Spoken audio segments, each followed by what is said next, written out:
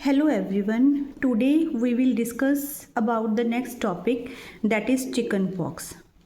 ठीक है, आज हम चिकन पॉक्स के बारे में डिस्कस करेंगे। तो इससे पहले मैं चिकन पॉक्स और जो हमारे पास स्मॉल पॉक्स है इन दोनों के बीच में कोरिलेट कर देती हूँ, मतलब डिफरेंस बता देती हूँ कि दोनों में क्या डिफरेंस है।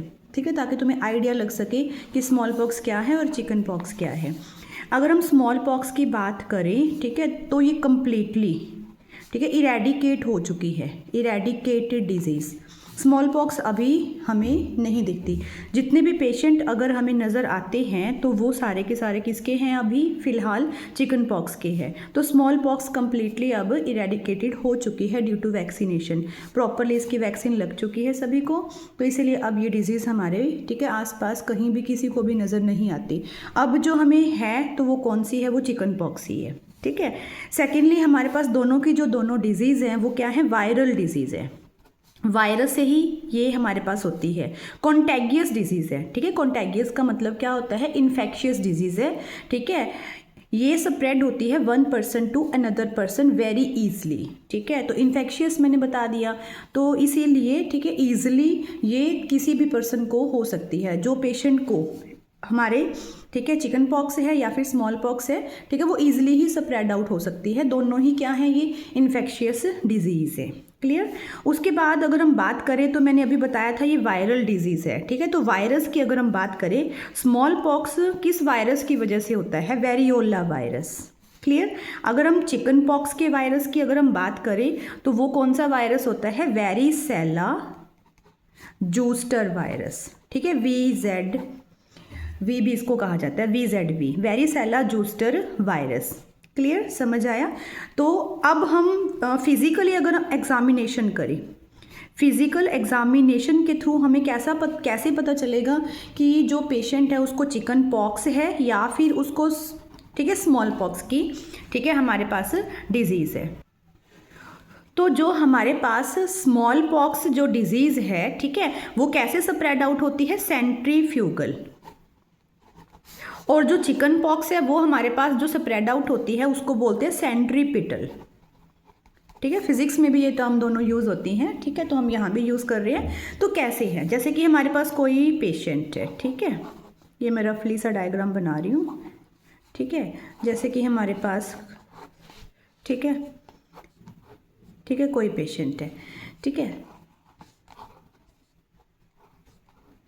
तो अगर हम स्मॉल पॉक्स की बात करें तो उसके अंदर जो लेजिन्स होते हैं, लेजिन्स की बात करें, ठीक है, ये लेजिन्स होते हैं, मतलब ये सभी को पता है जब चिकन पॉक्स और स्मॉल पॉक्स होते हैं तो इस टाइप के लेजिन हो जाते हैं और उनके अंदर ये फ्लूइड फिलअप होता है। ये फ्लूइड ऐसे लिक्विड सा फ्लूइड है, ठीक है, वो इसके अंदर फिलअप होता है। अगर हम स्मॉल पॉक्स की बात करते हैं तो इन लेजिन्स की जो कंसंट्रेशन है, ठीक है, वो कहाँ पर है? ऑन द फेस, आर्म्स के ऊपर, लेग्स के ऊपर, ठीक है, और हमारे जो पाम होते हैं, ठीक है, ये जो हथेली है, पाम्स, इनके ऊपर, ठीक है, और जो हमारे फुट के टोज होते हैं, ठीक है, उनके ऊपर इनकी कंसंट्रेशन ज़्यादा मिलेगी। ठीक है, तो इसीलिए इसको हम क्या बोलते हैं? सेंट्रीफ्यूगल कहा जाता है। सेंट्रीफ्यूगल का मतलब ही यही होता है कि आउटवर्ड, आउटवर्ड मीन जो लेजिन्स है वो कहाँ पर ज़्यादा स्प्रेड हो रहे हैं? आउटवर्ड, बाहर की तरफ वो ज़्यादा स्प्रेड आउट हो रही है। ठीक है, इनर साइड पे हमें बहुत कम ही देखने को मिलेंगे। तो अगर हमारे जो लेजिन्स हैं, रैशेज़ हैं, अगर वो आउटवर्ड है, आउटसाइड की ओर है, तो हम वहाँ से फिजिकल एग्जामिनेशन के थ्रू बता सकते हैं कि हमें कौन सी डिजीज़ है, हमें स्मॉल पॉक्स है। क्लियर। अगर हम चिकन पॉक्स की बात करें, ठीक है, तो वो सेंट्रीपिटल है। मैंने अभी बताया था सेंट्रीपिटल। सेंट्रीपिटल का मतलब होता है इनवर्ड, ठीक है, अंदर की तरफ। तो जो लेजिन्स है उसकी जो कंसंट्रेशन है, ठीक है, वो ट्रंक के ऊपर ज़्यादा होएगी। तो इस पार्ट को हम क्या बोलते हैं? ट्रंक बोलते हैं, ये वाला। ठीक है, सेंटर ऑफ द बॉडी भी कह देते हैं, सेंटर ऑफ द बॉडी, इसको हम क्या बोलते हैं? ट्रंक बोलते हैं। वैसे ट्रंक जो वर्ड है वो इंग्लिश का वर्ड है, इसके लिए हम हाथी की सूंड भी कह देते हैं इसको। ट्रंक का मतलब क्या होता है? सुरंग है, कोई खाई है, मतलब कोई जो नैरो सा एरिया है, जैसे हमारी बॉडी का जो बीच वाला पार्ट है, बिल्कुल, ठीक है, तो ये हमारा ट्रंक पार्ट होता है, सेंटर ऑफ द बॉडी। तो अगर हम चिकन पॉक्स की बात करें, उसके जो लेजिन्स हैं उनकी जो कंसंट्रेशन है वो ज़्यादा कहाँ पे होएगी? ट्रंक एरिया पे होएगी, सेंटर ऑफ द बॉडी ज़्यादा होएगी। और जो स्मॉल पॉक्स है उसके जो है हमारे पास वो कहाँ होएगी? आउटवर्ड होएगी। क्लियर, समझ आया। तो ये हमारे पास क्या आ गया, फिजिकल एग्जामिनेशन आ गया। जो डॉक्टर है, ठीक है, फिजिकल एग्जामिनेशन से भी वेरी इजीली बता देते हैं कि हमें जो डिजीज़ है वो स्मॉल पॉक्स है या फिर हमारे पास वो चिकन पॉक्स है। सेकेंडली अगर हम पॉइंट की बात करें, ठीक है, तो ये भी हमारे पास क्या है, लेजिन्स को ही देख के हम बता सकते हैं, ठीक है, जो रैशेज़ है उसको देख के ही हम बता सकते हैं, ठीक है। जो रैशेज़ या फिर जो लेजिन्स होते हैं वो 2 टाइप्स के ही यहाँ पर आते हैं, ठीक है, प्लियोमॉर्फिक और नॉन प्लियोमॉर्फिक, ठीक है। जो हमारे पास चिकन पॉक्स है, ठीक है, चिकन पॉक्स की अगर हम बात करें, उसके जो लेजिन्स हमें नज़र आते हैं वो डिफरेंट स्टेजेस में नज़र आते हैं, डिफरेंट स्टेजेस के होंगे। यानी कि जो हमारे पास लेजिन्स है वो नॉन यूनिफॉर्म होंगे, नॉन यूनिफॉर्मली नहीं होंगे, उनका शेप, साइज, स्ट्रक्चर सेम नहीं होएगा। उसको हम क्या बोलते हैं, प्लियोमॉर्फिक टर्म कहा जाता है, ठीक है। तो प्लियोमॉर्फिक किसके केस में मैंने बताया है, अभी चिकन पॉक्स के केस में बताया है। जो चिकन पॉक्स के केस में है, जो लेजिन्स है वो छोटे हो सकते हैं, बड़े हो सकते हैं, ठीक है, थोड़ा सा और उनकी शेप हो सकती है, ठीक है, जैसे कि फॉर एग्जाम्पल पैप्यूल्स हो गया, वेसिकल्स हो गए, क्रस्ट की फॉर्म में आ सकते हैं। तो डिफरेंट टाइप के अगर हमें लेजिन नज़र आते हैं तो इट मीन हमें कौन सी डिजीज़ हो सकती है, चिकन पॉक्स हो सकती है। अगर हम सेकेंडली नॉन प्लियोमॉर्फिक की बात करते हैं तो इसके अंदर जो लेजिन है वो यूनिफॉर्मली होते हैं, ठीक है, सेम ही साइज होएगा, ठीक है, सेम स्ट्रक्चर होएगा उनका, ठीक है। तो ये केसेस अगर हमारे पास बिल्कुल सेम हैं, ठीक है, सेम ही स्ट्रक्चर है, सेम ही उनकी राउंड शेप है, ठीक है, सेम ही उनका साइज़ है, और इस केस के अगर हमें नज़र आते हैं तो इट मीन हमें जो डिजीज़ है वो कौन सी है, स्मॉल पॉक्स है। क्लियर हो गया, on the basis of lesions pleomorphic है या फिर वो नॉन प्लियोमॉर्फिक है। कई बार हमें जो यूनिफॉर्मली जो लेजिन्स है वो ट्यूमर के केस में भी दिख जाते हैं, ठीक है, मैलिग्नेंट ट्यूमर के केस में भी हम ये दिख जाते हैं, यहाँ पे हम ऑब्जर्व कर लेते हैं। नेक्स्ट अगर हम बात करें, ठीक है, जो स्मॉल पॉक्स है उसके अंदर हमारे पास जो फीवर है वो सीवियर फीवर आता है, ठीक है, बहुत ज़्यादा ही हाईली फीवर होता है, उसके अंदर बुखार ज़्यादा होता है। और अगर हम चिकन पॉक्स की बात करें तो यहाँ पे माइल्ड फीवर होता है, ठीक है। फॉर एग्जांपल अगर हम बात करें तो 101 डिग्री टू 102 डिग्री सेल्सियस।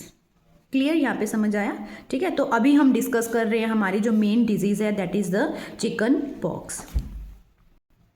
जो चिकन पॉक्स डिजीज़ है इसको हम क्या बोलते हैं, छोटी माता भी कहा जाता है, ठीक है, नॉर्मली, ठीक है, जो पीपल है बेसिकली, ठीक है, वो छोटी माता इसको कहते हैं, ठीक है। कॉन्टेगियस मैंने अभी बताया था, इन्फेक्शियस डिजीज़ है, ये हॉप्स वायरस फैमिली, ठीक है, उसका मेंबर है ये, ठीक है। अगर हम सिम्टम्स की बात करें इसके अंदर, इसके क्या क्या सिम्टम्स हो सकते हैं, ठीक है, माइल्ड फीवर है, मैंने अभी बताया ही है, ठीक है। उसके बाद हमें फैटिकनेस, ठीक है, यानी कि हम थक जाते हैं बहुत ज़्यादा इसके अंदर, ठीक है, टेम्परेचर 101 टू 102 डिग्री इसके अंदर हो सकता है, वीकनेस इसके अंदर आ जाती है, ठीक है, एनोरेक्सिया, ठीक है, एनोरेक्सिया मतलब इसके अंदर भूख नहीं लगती।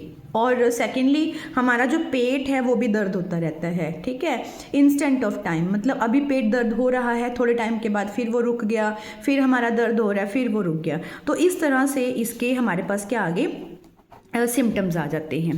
क्लियर, ठीक है। ट्रांसमिट की अगर हम बात करें तो ट्रांसमिशन ये कैसे फैलती है ये बीमारी, ठीक है, मैंने अभी बताया, इन्फेक्शियस तो है ही, कॉन्टेगियस तो है ही, ठीक है, बाय कफिंग, बाय स्नीजिंग, ठीक है, by direct contact with the blister fluid, ठीक है, ब्लिस्टर फ्लूइड मतलब ये जो वेसिकल्स होते हैं इनको वेसिकल्स भी बोल देते हैं, ठीक है, लेजिन्स भी बोल देते हैं और ब्लिस्टर भी कह देते हैं इसको।